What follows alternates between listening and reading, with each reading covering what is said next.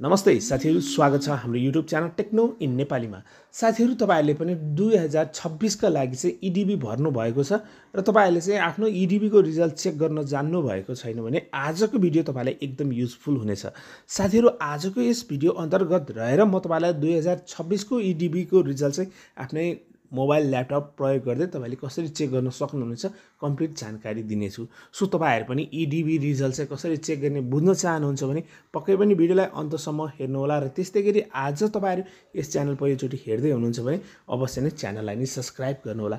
साथीहरु, तपाईहरु पनि आफ्नो EDB को रिजल्ट आफ्नै मोबाइल ल्यापटप र त्यसैगरी डेस्कटपबाट चेक गर्न चाहनुहुन्छ भने सबभन्दा पहिला तपाईले आफ्नो मोबाइल ल्यापटप र डेस्कटपमा रहेका कुनै पनि ब्राउजर ओपन गर्नु होला र साथीहरु ब्राउजर ओपन गरिसकेपछि सर्च बारमा तपाईले dbprogram.state.gov लेखेर सर्च गर्दिनु होला। साथीहरु, यसको लिंक चाहिँ तपाईले भिडियोको डिस्क्रिप्सनमा पाउनुहुनेछ। त्यहाँबाट तपाईले क्लिक गरेर डाइरेक्टली यस वेबसाइटमा आउनुहुनेछ र त्यसैगरी तपाईले इलेक्ट्रोनिक डाइभर्सिटी भिसा प्रोग्राम भन्ने तपाईले देख्न सक्नुहुन्छ र त्यसैगरी थोरै स्क्रल गर्नु होला र थोरै स्क्रल गरिसकेपछि यहाँ तपाईले चेक स्ट्याटस भन्ने अप्सन देख्न सक्नुहुन्छ। DB प्रोग्राम 2026 भनेर दिइरहेको छ र त्यसैगरी तपाईले यहाँ चेक स्ट्याटसमा क्लिक गर्दिनु होला र साथीहरु चेक स्ट्याटसमा क्लिक गरिसकेपछि वेलकम तपाईले देख्न सक्नुहुन्छ र तपाईले थोरै स्क्रल गरेर यहाँतिर कन्टिन्युमा क्लिक गर्दिनु होला। साथीहरु, यो चाहिँ अफिसियल वेबसाइट हो।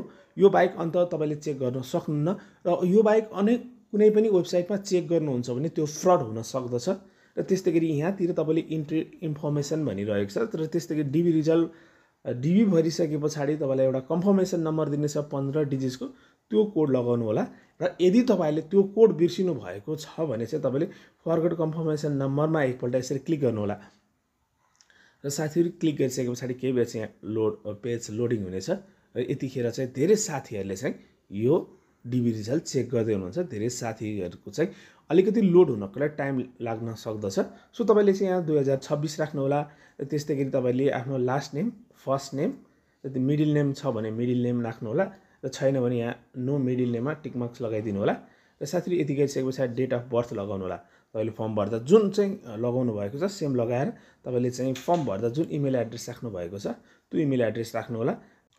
साथीहरु, त्यसैगरी मुनितिर तपाईले अथेन्टिकेसन भन्ने देख्न सक्नुहुन्छ र अथेन्टिकेसनको मुनितिर तपाईले 2-4 वटा नम्बर दिइरहेको हुन्छ। जस्तै यहाँ क्यापिटल JBYR रहेको छ, यहाँ क्यापिटल दिएको छ भने तपाईले क्यापिटल राख्नु होला, यहाँ स्मल दिएको छ भने स्मल राख्नु होला र यहाँ केही नम्बरहरु दिइरहेको छ भने त्यो नम्बर चाहिँ यहाँ मुनितिर बक्स रहेको छ, बक्समा राखेर सबमिट गरिदिनु होला। सबमिट गरिसकेपछि चाहिँ तपाईहरुको कन्फर्मेसन 15 डिजिटको कन्फर्मेसन यहाँ प्राप्त गर्न सक्नुहुन्छ। त्यो कन्फर्मेसन नम्बरलाई तपाईले कपी गर्नु होला र साथीहरु कपी गरिसकेपछि ब्याक आउनु होला र ब्याक गरिसकेपछि यहाँतिर तपाईले कन्फर्मेसन नम्बर भनिरहेको छ, यहाँ चाहिँ तपाईले आफ्नो कन्फर्मेसन नम्बर यस्तो प्रकारले लगाइदिनु होला र साथीहरु कन्फर्मेसन नम्बर लगाइसकेपछि सेकेन्ड नम्बरमा तपाईले देख्न सक्नुहुन्छ लास्ट नेम भनिरहेको छ।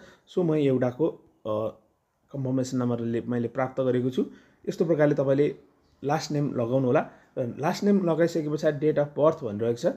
यहाँ चाहिँ तपाईले आफ्नो डेट अफ बर्थ फर्म भर्दा चाहिँ जुन डेट अफ बर्थ राख्नु भएको छ सेम डेट अफ बर्थ लगाउनु होला र साथीहरु यति गइसकेपछि यहाँतिर तपाईले यहाँ क्याप्चा दिइरहेको छ। यहाँ चाहिँ अथेन्टिकेसन, यहाँ चाहिँ के रहेको छ भने जे छ त्यो तपाईले त्यही लगाउनु होला। क्यापिटल PSEBJB यस्तो प्रकारले यहाँ जे दिएको छ त्यो नम्बर लगाउनु होला र साथीहरु नम्बर लगाइसकेपछि सबमिटमा क्लिक गरिदिनु होला र साथीहरु सबमिटमा क्लिक गरिसकेपछि यदि तपाईहरुलाई परेको छ भने यहाँ परेको भनेर इन्फर्मेसन आउनेछ र यदि परेको छैन भने यहाँ तपाईले देख्न सक्नुहुन्छ on the best of information that entry has not been selected भनेर आएको छ। यदि तपाईहरुलाई परेको छैन भने यस्तो प्रकारले नोटिस आउनेछ। यदि परेको छ भने तपाईलाई यो स्क्रिनमा दिएको तरिकाले चाहिँ यस्तो प्रकारले तपाईहरुको परेको यु आर सेलेक्टेड भनेर दिएको हुन्छ।